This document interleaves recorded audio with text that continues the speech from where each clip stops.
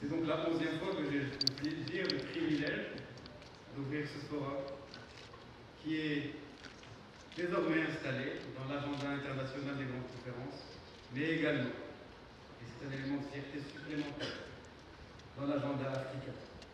Je crois que la vocation initiale des Meddays d'être le Forum du Sud est aujourd'hui une réalité et je m'en réjouis. Alors je ne peux que me réjouir de cette première journée des Meddays qui a été organisée sous le signe de l'adhésion du Maroc à la CEDEAO.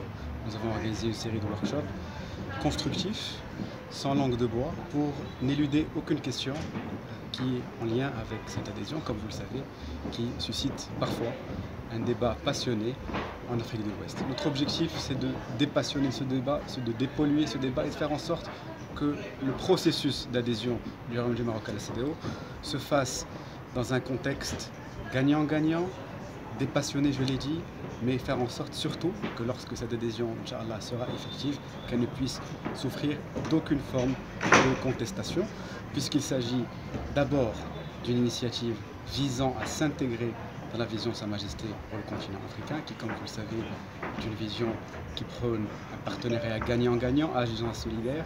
Donc, l'objectif de notre démarche aujourd'hui, c'était de pouvoir discuter des tenants et des aboutissements de cette adhésion avec nos frères ouest-africains, puisque les 15 États membres étaient présents aujourd'hui parmi nous à un niveau officiel ou à un niveau d'opérateur économique. Et je crois que les débats étaient fructueux.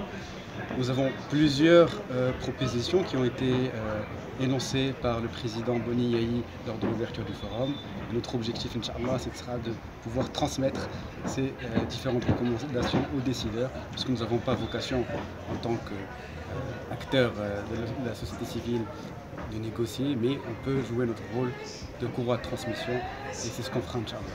Autrement, en effet, des mutations socio-économiques profondes sont à l'œuvre. Urbanisation, développement d'une classe moyenne. L'honneur et le plaisir d'assister à la cérémonie d'ouverture des 11e Meddays avec un thème fort qui est un thème relatif à la disruption. Il s'agit aujourd'hui de réfléchir pendant les prochains jours à la façon dont le monde et l'Afrique en particulier auront la possibilité d'imaginer des solutions innovantes, créatives et en rupture avec des pratiques passées, surtout pour imaginer la croissance de l'Afrique. Le continent africain, qui aujourd'hui totalise un PIB de plus de 2000 milliards de dollars, aura besoin en 2050 d'atteindre les 20 000 milliards de dollars de PIB s'il veut que ses citoyens vivent dans les standards des pays émergents.